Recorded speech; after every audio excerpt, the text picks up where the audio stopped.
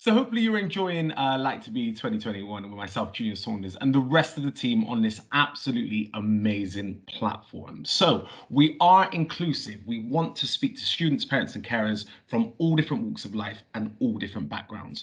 Now, I was personally brought up in care for 16 years, and I went through the special provision of special needs education, having been really dyslexic, ADHD, and going through that process. So this conversation is really, really personal to me, and it can actually be a conversation that will get many students, parents, and carers really, really thinking about their post-16 options. So the lovely setting in the background now that joins us, along with the person that you can see, is Suzanne Davis, who's the High Needs Funding and Targeted Employment Manager, a bit of a long title there, for Essex County Council. Thank you very much for joining us on Like to Be 2021.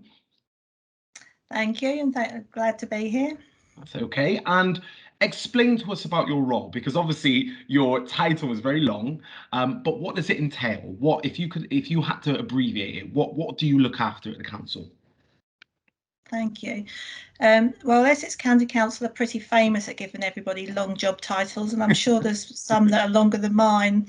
But ultimately, my role is about supporting those young people with special education needs and disabilities to remain in education, and to get hopefully to get a job at the end of their journey into education. So I look after all the funding aspect for all those learners that have got a don't like the word the classification label, but we're very good at that in authorities, unfortunately. But it's basically high needs funding, which is a term that's for every learner that's over £6,000 worth of funding support. So I look after all those learners in Essex and work with the providers. But the part of my job that's really exciting, not saying that's not, but the part that really is the bit that we're working towards is the targeted employment. Mm-hmm. And for that, I manage a team of 4 target employment officers, and we're actively trying to seek opportunities to support people into work. So therefore, education leads to the end of employment, as opposed to you're in education, you get lots of qualifications, you may have a good time with your friends, it could be a positive experience, but actually the role of education is to get you a job. And what we're trying to do is create pathways that support people at the end of education to get into work. So if there's anybody watching this call, and obviously they know exactly what we're talking about, and they're looking at a post-COVID scenario, a post-COVID world, and they want an opportunity, or they want to be given opportunities, how can yourself and your team support those learners that really want to take COVID, use it as an experience, along with all the other difficulties that they faced in their educational experience, to really propel them and move them forward? So the team itself, we're really new. We've only been in existence from November 2019. And I know that sounds like a long time ago, but there has been the small road hurdle of the COVID, and obviously that's had a major impact, especially when dealing with employers, because a lot of the young people the sectors they would typically look for employment, like retail, hospitality, have been really hit because of COVID. Obviously with the furlough schemes, we're still waiting on a lot of these schemes to come back and into work. So that has been really difficult. But what the team have been doing, what we do is we look at the pathways, and there's 4 pathways we're focusing on. One is a supported internship, which you do need an education, health and care plan. But fundamentally, it's that you have 3-4 days in a work environment. You act as a member of that employer as their employee. You still have to do your maths and English, unfortunately, for a lot of people, but it's really important. And they normally gain all their employability skills. So they get a years of basically bespoke employment in an organisation as the end of their education. And ultimately, it's a bit like a finishing school of employment from education. So we're looking at supported internships. We're also getting developments for traineeships.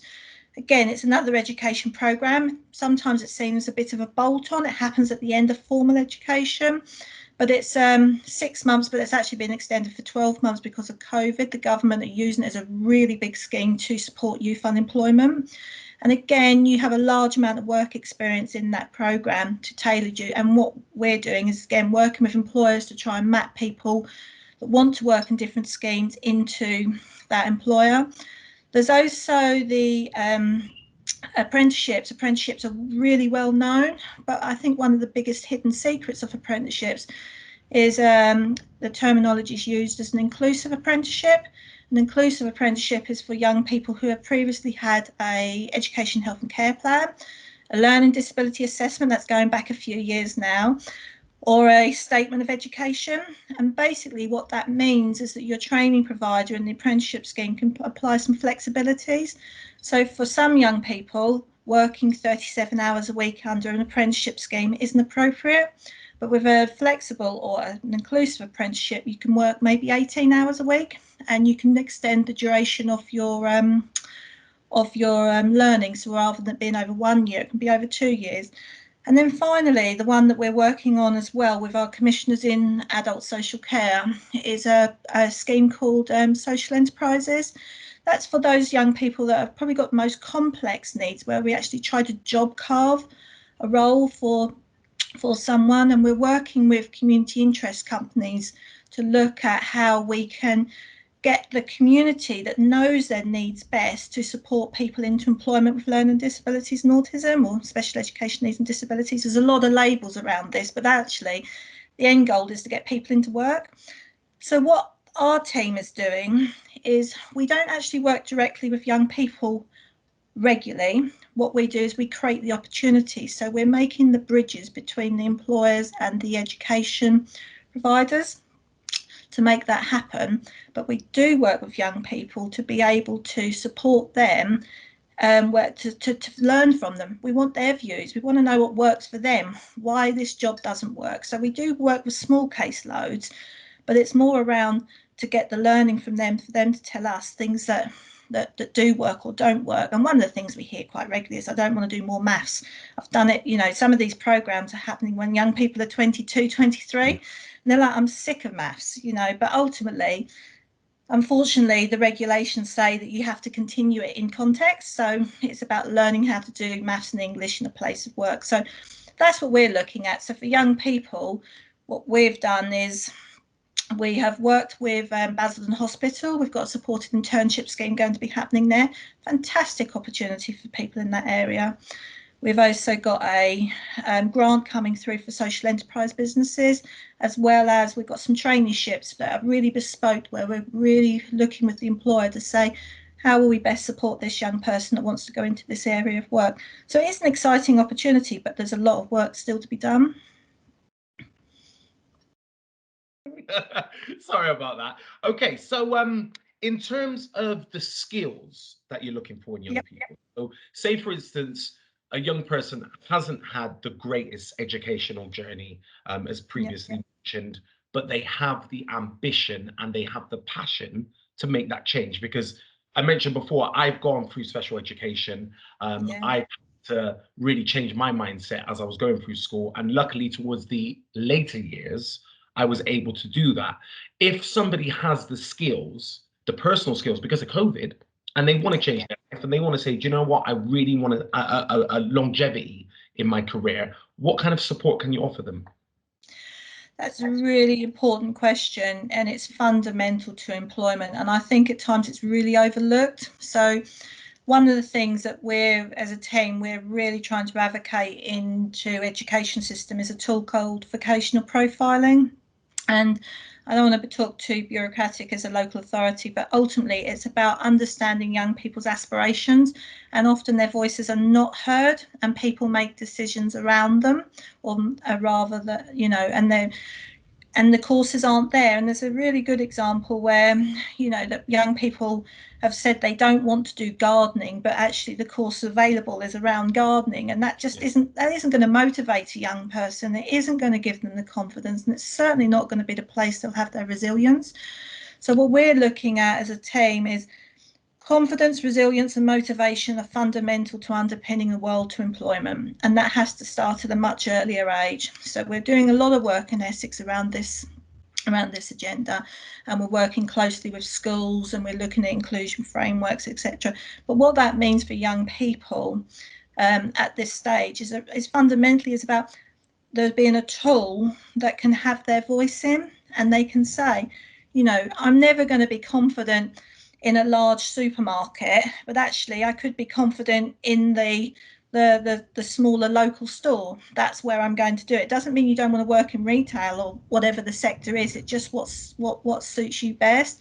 So I think for young people, it is about making sure, and for the professionals and their parents as well, making sure that we actually listen to them, because ultimately I think people know what best supports them, and we have to hear their voice. So it is a journey. It's not quite there yet, but I think there are definitely some ways of changing this. And I think it is about, where's the skills? Where do you feel most confident in? Where do you build your resilience in? You may have always worked around horses per se, and you've got lots of resilience in horses, but you don't like people, so it's where you're most comfortable at, and you can take that forward. And it's really nice because the next question that I had for you, you've actually, kind of tied it in really, really nicely. And it's talking about, COVID being an area of which students have become more resilient, they've become more adaptable. And it's about how do we support their well-being within that practice as well, because they've taken a lot of experience from that. But how do we support their well-being? Because well-being is a major factor moving forward in post-COVID world. How do we, or how does the council plan to really drive that emphasis forward? Yeah, it's really important that, and I think that there's, as much as the world of COVID has totally changed our world, there's a lot of positives. Going back to the old way isn't necessarily the right thing to do either. I agree. And one of the things I'm hearing regularly is like, especially around young people who have been school refusers. I don't like that terminology, but people that are not comfortable engaging in the typical classroom settings, but where the learning has happened online, they've thrived. They've absolutely thrived in some of those settings. So I think it is about the whole communities recognizing where the community has its strength best, but the community is also not just a place, it's the environments as well. So I think there's something around, the world is changing and it's going to be much more digital, and we need to be embracing that digital. And I think the digital previously in the online community there is a world of resilience in there, but I think at times it's been a bit scary and people haven't been as comfortable in it. But I think for some of our groups of people, actually that's where they're at their happiest and they thrive in it. So I think we have to take some changes to say that, there's nothing wrong with working from home. I never worked from home since before COVID. Now, the thought of going back into an office and a commute every day is a really, really different. Well, you are on the chat after all. Yeah, and that's exactly that. And like, I was literally the last person you were dragging out of County Hall to say, work from home. And yet now, my well-being is much happier being online and at home. So I think we need to do that with young people, is to embrace the digital change that's happening. And we need, again, it is about listening to their voice and asking them where their well-being is at its best. And if that is an online platform or online digital learning, or even the rules that we've got around social distancing at times, they work for some people. Let's not lose all the things that happened through COVID, because not everything was against us. That's a really, really nice summary, and goes into the final question really nicely, actually, in terms of are there any SEND students or parents or carers watching Like to Be Now who may be worried about navigating their emotional journey and their educational journey, and what would be your words of encouragement for them using the Like to Be platform moving forward? I guess from my point as a local authority, it's about making sure your son and daughter's voice is heard, and making sure that they build their confidence to actually have a voice. I think sometimes the bureaucracy of the system dampens down the voice, and the paperwork becomes something you have to check and tick. But actually, the individual is far more powerful than anything that's put on paper. So it is about trying to listen and get that voice of that young person right at the centre. And I know it does happen, and I'm not for 1 minute saying it doesn't happen. But I think in this world where it's ever changing and it's going to look very different now, even employment is going to look radically different. The high streets will be different. The sectors that will be coming forward for employment will look different. I think we must make sure that we that we embrace the change and that we keep the voice of the people who know how best to support themselves at the centre of what we do, because we're not walking in their shoes, so we have to allow them to walk and listen to them as they take that journey and have the opportunities there for them. And what would be really nice is for us to start to have some of the successes. As I say, we're a young team, and years time, if we can have 12 young people who have gone through a support internship and them to say what their journey was, how brilliant would that be? That actually there is employment there for people. And we are getting those a few of those success stories, but we need young people to champion. This worked for me. Definitely. And a really powerful way to end our conversation. And thank you very much for joining us on Like to Be 2021. Your passion's infectious. I like it. Suzanne Davis, thank you very much for your time. You're welcome. Thank you. That's all right. Okay, so hopefully you're having a really, really good time at Like to Be 2021, and you're really thinking about the different pathways of which you can really look at and really envision yourself doing. So we're joined now by somebody very, very exclusive to us actually right now, who's going to be speaking to us all about apprenticeships and all about the difference maybe in apprenticeships will be in compared to going to university. So Dave Cornwell is a business development manager, and he's everything to do with apprenticeships. Dave, welcome to Like to Be 2021. Thank you very much for your time. It's much appreciated. That's my pleasure, no problem. Excellent. So in terms of apprenticeships, let's go straight into the deep end. There may be a lot of learners that are thinking about apprenticeships, and they're thinking about university, or they're thinking about their post-16 options, and they think, I've heard so much about apprenticeships. What is the difference between an apprenticeship and going to university? Okay, so I personally feel that apprenticeships are for those people that are ready to go straight into work. They're classed as work ready, I suppose. And these are people that potentially don't want to go on to study further full time for the next 3.5 years at university. They want to be hands-on in a workplace. They've chosen their career, and they're ready to work full time. What kind of experience can you learn whilst doing an apprenticeship? Is there much experience involved, or is it very much classroom-based learning that the learners will learn on an apprenticeship? Okay, so two answers really to that. It depends whether or not you are doing a practical-based type apprenticeship. Electrical installation or carpentry would be good examples of those, where quite a bit of the work and the learning is practical based. So, for example, electrical apprentices, when they attend Chelmsford College, they're in the classroom in the morning. It's a day release program, and they're in the workshop in the afternoon. So probably 3 hours in a classroom in the morning, and probably 3.5, 4 hours in a workshop doing hands-on stuff in the afternoon. So it sounds like a very varied role when you go on to do an apprenticeship. What qualifications do you need prior to join an apprenticeship? Okay, so every training provider sets different entry criteria, and every employer sets different entry criteria. Employers are looking for specific types of people that are interested in their field. However, as far as school qualifications are concerned, or college qualifications are concerned, then maths and English forms part of that apprenticeship. So if you are looking to start a level 2 apprenticeship, an intermediate apprenticeship, then you should have already gained either a grade 2 or 3 or 4 at school or college in your maths and English. And if you are looking for a level 3, so an advanced apprenticeship, then you would have already gained a grade 4 and above in your GCSEs at school in both maths and English, and sometimes a science subject. And is there a range of apprenticeships that you can do that offer degree apprenticeships, or is it just an apprenticeship and that's it? Okay, so there are many types of industries where the apprenticeship standard, as they're known, they do offer higher progression. So if you start at level 2, there is a chance for you to progress to level 3, and then level 4 being the first step of that degree program, if you like. So a good example of that would be engineering, where we have apprentices at Chelmsford College that would start maybe at level 3, which is the A-level type standard.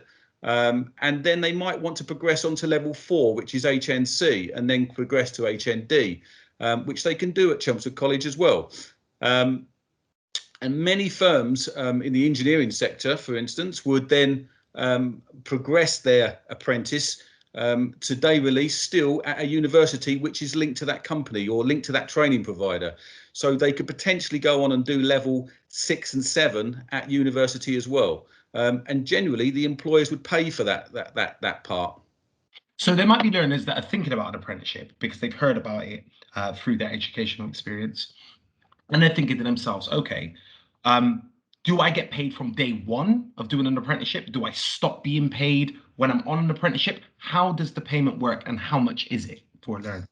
Okay, so it does vary from different organisations. The government have set a minimum pay scale for apprenticeships, no different from a minimum hourly rate that you would earn if you were getting a job from the job centre, for instance.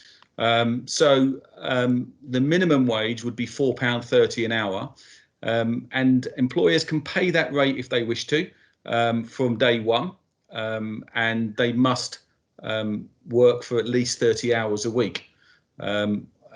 Some employers do pay more than the £4.30 an hour, but that is the minimum rate that you can earn as an apprentice. You can't earn any less than that.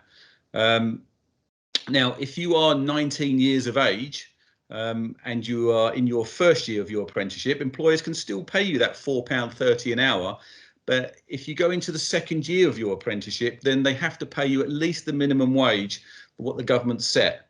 But like I said, not all employers do pay those rates. They do pay generally a little bit higher than that. And how supportive are Chelmsford College in terms of if a learner really wants more information around apprenticeships, how would you encourage learners to look at that particular pathway? Okay, so we have a very, very good setup at Chelmsford College. We have an excellent information, advice and guidance team. They're known as our careers advice zone at Chelmsford College. Some great staff in there that can advise all different pathways. We run 18 different apprenticeship programs at Chelmsford College. We have some knowledgeable staff that can give you some great information on those areas, as well as university, or even go straight into work. But we also have an employer engagement team at Chelmsford College as well, and our careers advice zone can give you further information and pass you on to the relevant member of staff in that employer engagement team, who can give you further information on what types of apprenticeships are available and what vacancies are available. So in terms of their life skills, so say for instance somebody really wants to do an apprenticeship and they may not feel confident to do an apprenticeship, and then they can look at COVID as a catalyst for them using those transferable skills and then applying that towards an apprenticeship road. Would you say that that would be a good avenue for them to perhaps consider? Yeah, I mean, I'll be completely honest with you. I'm a great believer in trying before you actually commit to doing it. And this is where I think work experience comes into hand here, because not only for the candidate, but also for the employer themselves as well. I've had many apprentices where they are either at school and just about to finish school, or they're at college and just about to finish the first year of college, or even the second year of college, where I've said, look, this opportunity is available for you. Why don't you go and do 1 day a week work experience for a few weeks, just to see whether you like it or not. It gives the employer a chance to look at you as well, to see if you are the right candidate for that job. And then hopefully, if both yourself and the employer like what you're doing and you enjoy what you're doing, because you've got to enjoy it to be successful at this, then it's a good opportunity then to progress that into an apprenticeship program. So personally, I think that the work experience part of it, finding out more and more about what that industry offers as well is key to it as well. just to make sure it is right for you. So do learners need to go to college first before they consider an apprenticeship, or can they just go straight into an apprenticeship? Okay, so that's a good question. It really depends on what area of industry you want to go into. And I'll give you an example. We have carpentry apprentices, and we have electrical apprentices at Chelmsford College. We have engineering apprentices at Chelmsford College as well. And it is generally the practical subjects where it would help if you had the first year at college learning the basics before you went into an apprenticeship. The reason being is I get a lot of employers asking me for apprentices who may have had a little bit of experience in that area before they give them a trial. So our level 1 diploma in carpentry will for instance, would give somebody the basic knowledge to then go on to do an apprenticeship and work with somebody in the workplace. Our level 1 and level 2 electrical installation diplomas all again give somebody the basic knowledge to be able to go into the workplace. I'm not saying you're going to go into the workplace up and running straight away, but you will have that basic knowledge to get on well and work with that employer. And how much different ranges are there of apprenticeships within the UK or within where you're based? Okay, so a little while ago, the government changed apprenticeships and they got together large groups of companies who specialised in different areas, and they put these programs together, and they're called Apprenticeship Standards. Okay, and the employers basically said, look, this is what we want our apprentices to learn, and they put together a program that they wanted them to learn and what they felt as though their apprentice would be successful at. So they range from anything. There are no general apprenticeships anymore, so they specialize in different areas. An example of that would be, for instance, a construction apprenticeship. There is no such thing as a construction apprenticeship. They specialize in different areas: carpentry, brickwork, tiling, flooring. You know, it is completely specialized in an area for construction. So there are no general apprenticeships anymore. There must be over 3,000 of these apprenticeship standards now out there, and they're forever growing. And it sounds very interesting as well, Dave. And say I wanted to find what an apprenticeship looks like, or I wanted to apply for an apprenticeship, where can I find the information around this? Okay, so the first thing to do would be to Google the apprenticeship service, okay, because when employers put together a job spec and all the information that they want their apprentice to do as part of that job role, they will upload that onto the apprenticeship service. Sometimes a training provider does it on their behalf. So every single vacancy that is out there at the moment, any apprenticeship vacancy, would go onto that apprenticeship service. And you could create an account, you could log in, and you could see all the vacancies for all of the training providers that are out there at the moment. And it just gives you a more sort of varied choice of what's out there. And next to it would be the name of the training provider that is going to deliver that apprenticeship program. Thank you very much for your time. It's much appreciated. Thanks very much, Junior. Thank you. So hopefully you've been enjoying the Light to Be 2021 event so far, and it's only right that we bring the creative part of education within this conversation, because creative is such a magnificent place to go if it's something that you're interested in. And joining me on the call now is Paul Wilkinson. Now, Paul actually founded 808 Studio 808, Paul. Is that the right way around? Studio 808, yeah. That's it, not 808 Studios, Studio 808. And this studio is incredible. Music is something that everybody can relate to. It's something that if you really feel it, then you can absolutely create the magic within sounds and within the technical side of actually hearing that sound at the end. Streaming services are really, really rife at the moment, and creative flows are really, really out there as we begin to move through 2020 and 2021, actually. Range Rover, BBC Watchdog, Amazon Prime. I see the nod there, you're smiling. Are those some of the clients that you've worked for in the past then, Paul? It is. It's been a crazy journey. I mean, basically, it'd only be right, really, to kind of give you a kind of just a very brief, because obviously trying to fit 7 years into a small conversation is going to be difficult. Yeah, it's not going to happen. So basically, 7 years ago, I used to be a CAD technician, and I've always done music since the age of 13 and did my 9 to 5 work. And eventually I got to a point where I was 27 and I wanted to kind of like get myself involved in the music industry, and I got a lucky chance to take on a business unit, just put everything into it, and just grew a little bit of a following with local musicians because I DJ and produce, so it kind of helped get the customers in quickly. And just over time, different businesses kind of looked around the area and they liked the look of my studio, and like Land Rover, they hit me up and said, look, we're doing an advert for the midway break of the England versus Germany World Cup game, and we want to get someone to do voiceover at your studio. Wow. How would you like to do that? And I was like, yeah, okay. And that was like my 2nd year of business. So that obviously was great to put on the website to say we've done work for them. And we did, this was 2 years ago, we had Ryland Clark. He came down to do some voiceover work for BBC Watchdog. It was all to do with lip fillers and collagen and how women need to be careful with, you know, their treatments and where they get their treatments from.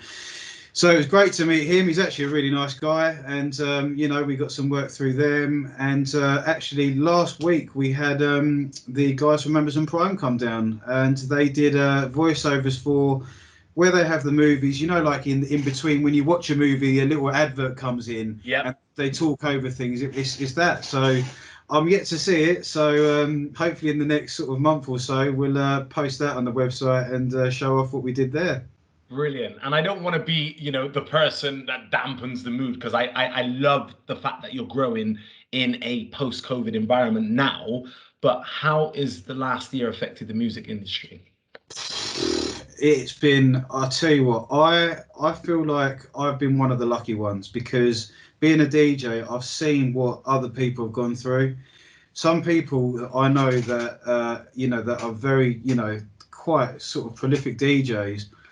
When there's no events, there's no money. You know, that is their job. And for example, I know a guy that he runs a few sort of events and labels, and he obviously you don't expect these sort of things to happen. No one did. And his outgoings, you can imagine the outgoings of these guys, they're like astronomical. And to go from that to no money, they were seriously struggling. And I'm just lucky that because I had the studio, I've got the premises, the government gave me a bit of backing, you know, I've got the financial help. So I didn't just have to rely on my DJ gigs. And I can do some of the services without customers here, like mastering, you know, any kind of production work for film and TV. So I've been really, really lucky, but I'm not going to lie, it's been a very, very challenging last year. And it goes to show how powerful music is, because I'm a very, very huge fan of Timbaland, the producer.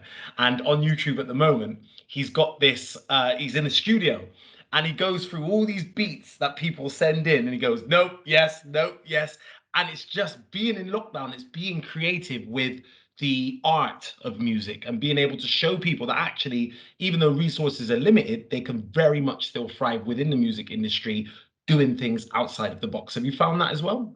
Absolutely. I mean, even though I was in COVID and I didn't have as much work, I started to realise how these massive DJs manage to bang out so many tunes, because all they do is sit there doing music. So whereas I have to look after a business and, you know, all kinds of things in life, they've got all this time in the world to just sit in the studio day and night making music. So I made more music than I ever have done in my life. So Timbaland's probably like, you know, he's loving life right now. He's like, you know, I don't have to worry about taking like my missus out for dinners all the time. Honestly, if you haven't seen it, it's the funniest thing that you've ever seen. It's like all the graphics are like not very good, and he's got like throwback 80s graphics, and then Aaliyah's in the background, and it's really good. Honestly, check it out. It's really good. I do love Timbaland, man. He's literally such a G, man. He's in legends, and you know that for him to do that just goes to show the sort of person he is, man. He's trying to get people's spirit up and there, and that's wicked, man. And that is again the power of music. And in terms of students, there were students out there that may be really, really enthusiastic about making music, getting into production. You know, there's a whole different component just to just music. You hear there's production, there's the technical side of it.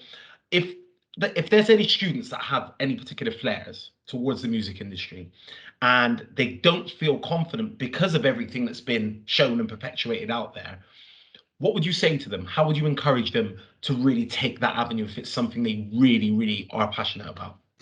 I'd say the main things, and this is just from my personal experience and just from what I've seen from students that have come to us, is, you know, if it's your passion, you really, really need to just not worry about what other people are doing, you know, not worry too much about, you know, not sounding as good as what's on radio, because your progression is your own progression. So you'll get a lot of disappointments. You'll sometimes have days in the studio where you think, oh, do you know what, I'm just not good enough. But I know from other top producers that even they struggle with the same thing. Some of these guys, they say to me that they've had days when they feel like they're not good enough. I'm like, mate, your tunes are unreal.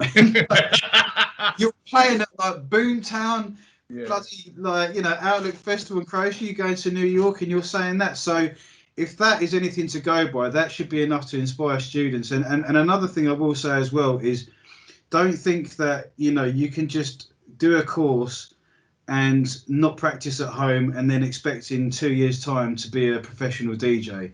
It doesn't work like that. You have to live and breathe music, and you have to be seriously passionate about it. And when you get those tough days, just have this in your mind. What did I get involved in music for? Is it because I want to be, you know, making all this money? It's because you love music. And as soon as you start getting that mindset of, right, let's not stress out too much. What do I want to do? I want to be creative. I want to do this because I love music. As soon as you start getting that mindset, you set your mind free and you start getting those creative juices going again. Because the worst thing you can do is put too much pressure on yourself. And I know it's hard, because even though, you know, you've got labels saying, come on, where's the tunes at? You know, you have to sometimes free yourself from that and allow your creativeness to push your music forward. Favorite song? Wow, this, you know, that's a very difficult question, man. I mean, I've grown up. I mean, believe it or not, I started off as a grime MC when I was 13. Really? You was on grime? I come from the days of like Roll Deep, Pay As You Go, Heartless Crew. You know, that was me. But I mean, now it's all like trap and drill, and it's, you know, it's not really the same. But so I've got a variety of music. I mean, I'm a drum and bass producer now, but I like listening to house music. You know, I like reggae, I like R&B, hip hop. I like some of the trap music. I love, you know, I used to love grime. So to ask me that sort of question, man, that's a curveball. You've really thrown me off with that one. But God, one that stands out. So for me, it would be, for instance, Sweet Female Attitude, because when you hear music, it takes you back to a certain time. Because I almost think it's like a time machine. Yeah. You hear a certain tune and you remember what you was doing at that particular moment, and everything comes back to you. That's what I find. Yeah, mate, you hit the nail on the head. There's different musics at different times of your life. You know, people like Artful Dodge, I mean, they were a massive inspiration. The Prodigy, my God, they were one of my biggest inspirations as I was growing up. Oasis, Arctic Monkeys, you know, producers like Andy C, you know, big drum and bass DJ. God, you know, there's so many, man, so many.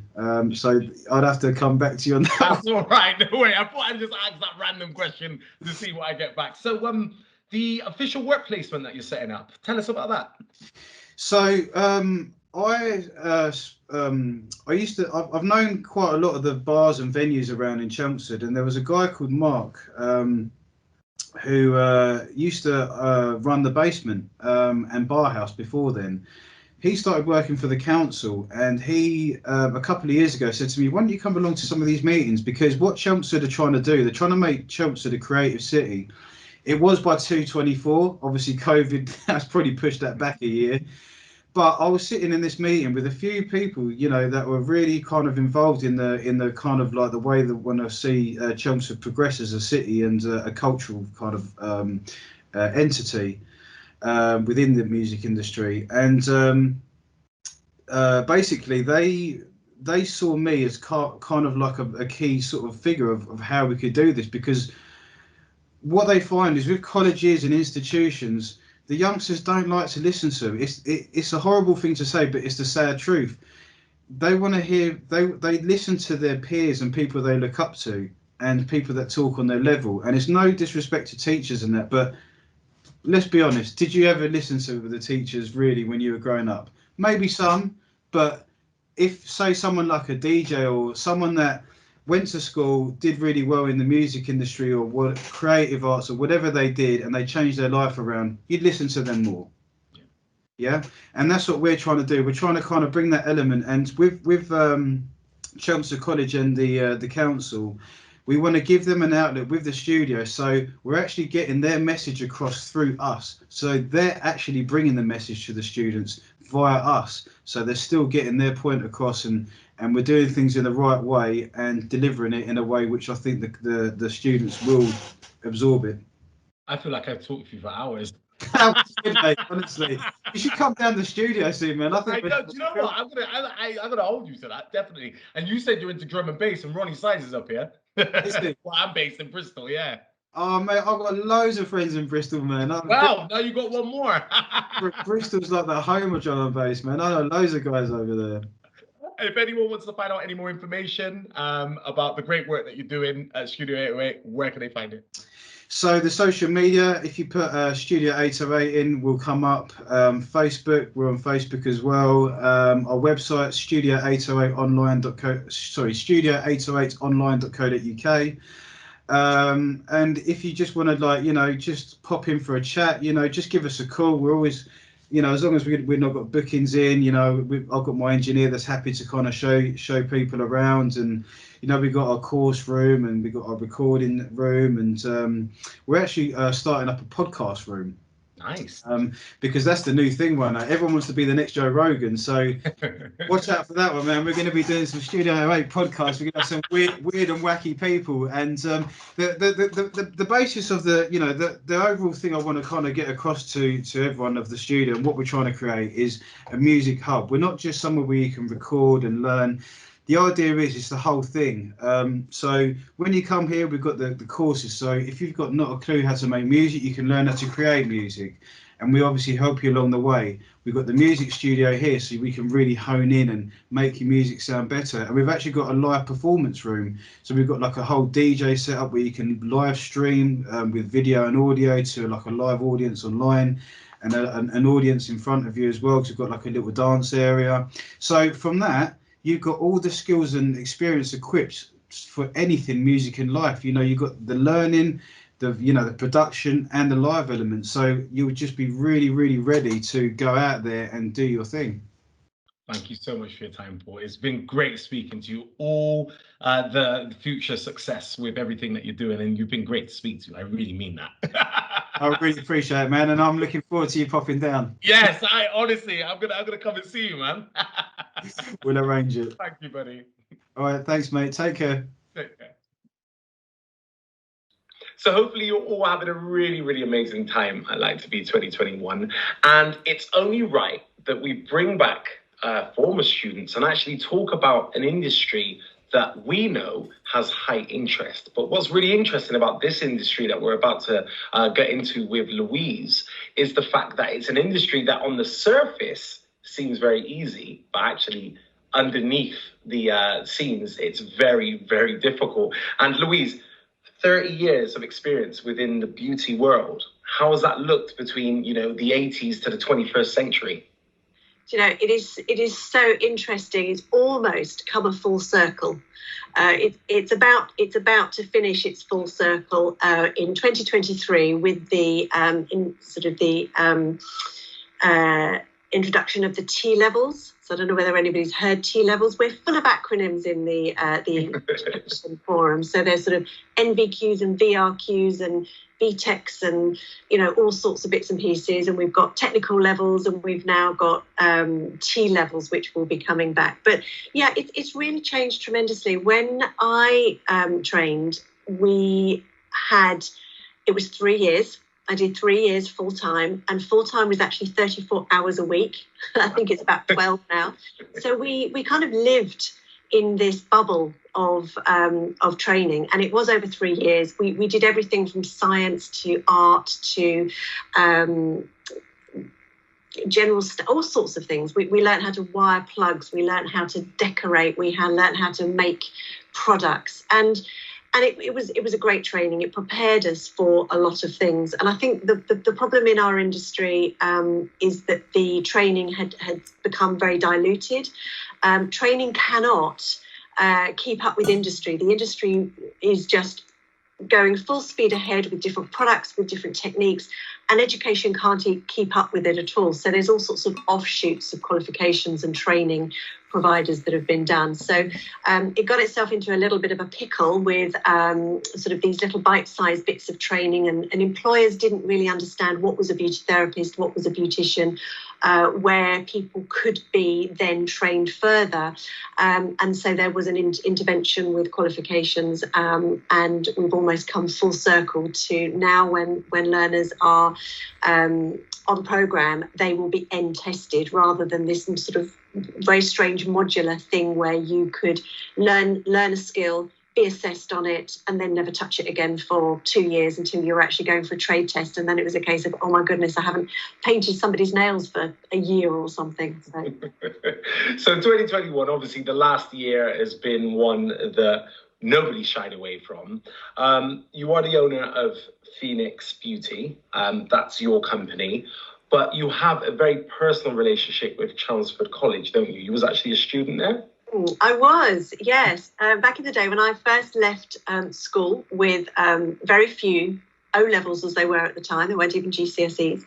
My mother had already, I didn't realise this until fairly recently, she'd already enrolled me on in a class at Chelmsford College to redo my O-levels. And I'm not embarrassed to say, because I didn't like school. I didn't get it. I didn't particularly gel with the teachers. I didn't particularly gel with the other people, actually. And I had a bit of a hard time and just didn't get it. Anyway, so I started back at Chelmsford College, and it was there that I was treated completely differently, and I had a completely different experience. And it was there that I realised that it wasn't about the learning, it was about the approach and the behaviours of the people around me. And I loved it. I was doing, similar subjects, but for whatever reason, the people I was with, I really gelled with, and I had a great time, and I got really, really great results, which just proved that actually, I could do it. So it was really lovely to have a relationship back with Chelmsford College and to be able to give back to them, really. And I think people seem to think that, anything in the beauty industry is very easy. And I touched upon it in the introduction. It's not quite the case, is it? 30 years experience, no. Is it as easy as what students or people may think that it is? Well, it's really interesting because yes and no. Yes, it is easy because it's so enjoyable. I don't know a therapist that doesn't love their work. And being able to make somebody feel amazing, be able to look amazing is so, so rewarding. So on the surface of it, yes, it is easy. The treatments are not difficult. They're not rocket science. You don't have to kind of, have a physics degree. But actually being able to be really good at it is really challenging on two levels. One is the academic side of things, that people think that it's all about the practicalities, but there's a lot of science, there's a lot of anatomy and physiology, underneath to be able to understand, underpin what you're actually doing. Some of the treatments that we're doing actually use blades on the skin. Some use electrical currents that go through the skin. Some use blades on fingers and toes. So, it is, and chemicals obviously on the face and around the eyes. So it is important that you actually understand what you're doing. But I think the biggest thing for me is about the fact that you are giving so much of yourself to your treatments. You're engaging with people on a very personal level. You have all of their highs, you have all of their lows. You go on a journey with them through their careers, their life experiences, their children, their bereavements. And a lot of the people that you deal with, until you get to about my age, are a lot older than you. So, it is challenging from that point of view as well, because you are going to come across people that have had life experiences that actually you don't really understand or you don't get. So I think it's the only industry where the older you get, the easier it becomes. That sounds good. Easing your way into retirement. That's lovely. And any students that's online now, part of the careers fair, that are thinking health and beauty is something that they're really passionate about, what would you say from your experience? Because you've mentioned before you went back to education, had a really good experience second time round, about what are the key components to them recognizing that this could actually be a really fulfilling career for them? I think it's the fact that anything is possible, absolutely anything. I mean, I didn't set out to have my own training school. I didn't set out to have a salon. It's something that I don't think anybody thought that I would have, and I certainly, didn't think. But it's about, if you want something, this industry offers you so many opportunities. And I used to call it the martini industry, and even you are probably too old to kind of remember what that was. There was an advert when I was younger, which was anytime, any place, anywhere. And the beauty industry is very much like that. The opportunities are incredible, whether it be in a department store, which is where my first job was in Debenhams in a department store. I've also worked in a spa in Cornwall, so on the beach almost, looking over Bedworth and Best Steps, which was absolutely beautiful. In high-class spas, in hotels, in city centres, on board ships. I never went that route, but that's available as well. To having your own business, to working mobile, it's something you can do in and around families as well. And that's something that we actually do need to take into consideration. And the majority of people that I now look after are actually returning to the workplace. So they've had gaps from their CVs. They've been pushed into, and they always say to me, I was pushed into an office route. I never really wanted to do law. I'm not really an accountant or whatever it is. But that was the route that I needed to go down at the time. And now it's time for them that they can actually learn something to really, really enjoy and be fulfilling. And the other thing is that people think that you can't make any money at beauty. It's a very kind of superficial.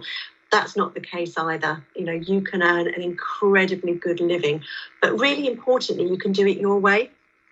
And that's what I like about the industry. It's very flexible. Nice. And a lot of emphasis has been around, one of the questions I had for you was how have you found COVID? But I think actually, a passion's been a growing thread throughout our whole day today.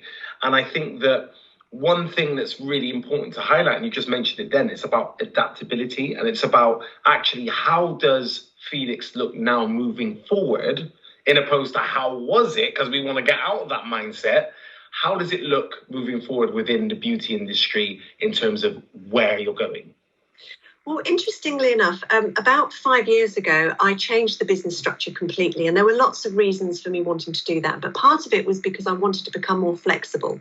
And I wanted to be able to offer my learners something that they could do in bite size, that they could build up, a bit like a jigsaw puzzle. So you can make little mini pictures within your big jigsaw puzzle.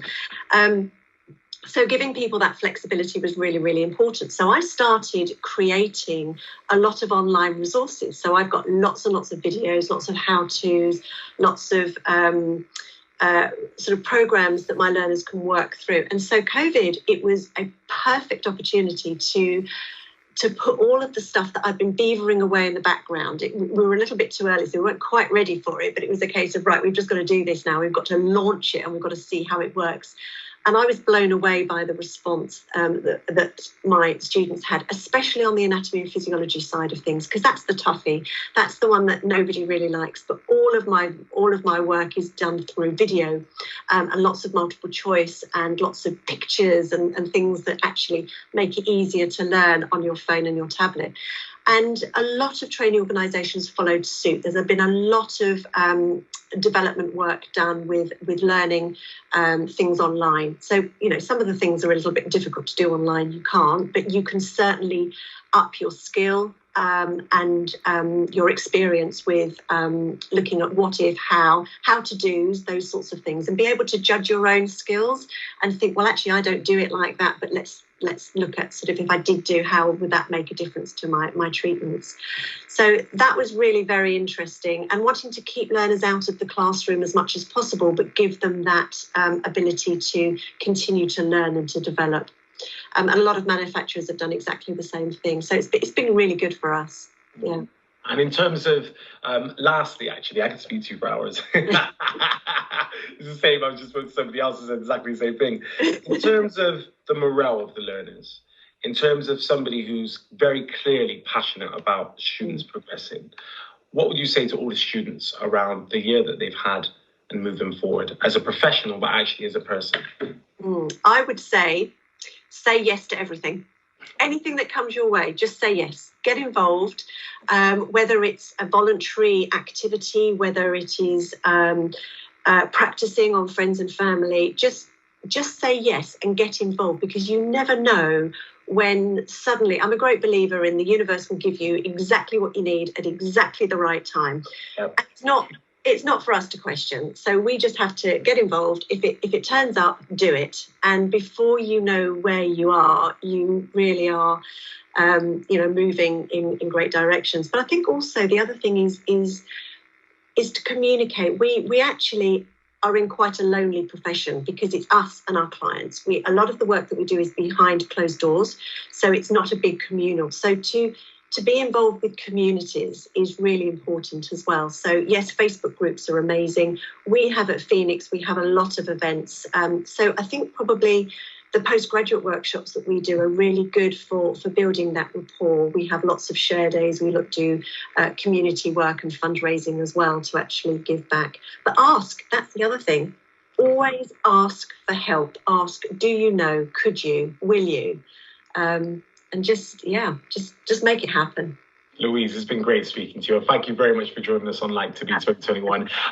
Website, please, details. If people want to get in touch with you, how can they do this? So we've got a very active Facebook page, a website, Instagram, everything. Everything has got exactly the same handle, which is Phoenix HBNT, and that stood for Holistic Beauty and Nail Training. We have actually changed the business name to Holistic and Complementary Training.